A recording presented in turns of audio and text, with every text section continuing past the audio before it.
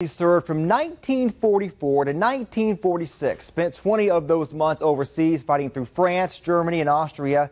In 1944, he was in jump school in Fort Benning, Georgia, when he got word that he wouldn't get a chance to finish that training. He got word that his training was over and he had 2 days off. I knowed her all my life. We were born within 2 miles of one another, went to school together. I used to save her seat on the school bus. Herman Finnell went home and married his childhood sweetheart and then left to fight in World War II. I turned 19 on the boat. He fought in France for 2 weeks until he lost his vision due to powder burns in his eyes. He recovered, and as he was leaving the hospital, the chaplain gave him some tough news. I was telling him I'm going back to my outfit, and he says, "No, you don't want to go back now." I said, "Why?" He said, "They're going to push off into Germany." He joined his unit. On the very next day, they left for Germany. He spent the last 2 months of the war fighting on the front lines. We never got off the lines. We never had a hot meal all that time. I never had a hot meal. Didn't have no change of clothes.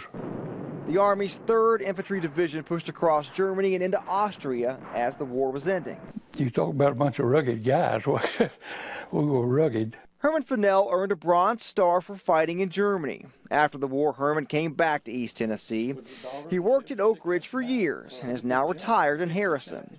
Herman's son Randy has heard his father's stories through the years. Last year, he was with him in Nashville when he received the French Legion Medal of Honor for those 2 weeks he spent in France in combat.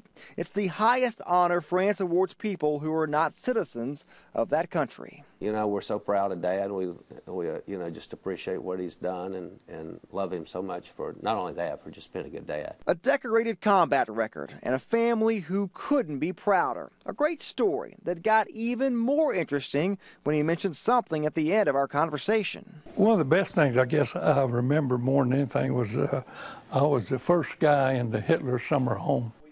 Berghof. Adolf Hitler spent more time there than anywhere else during World War II.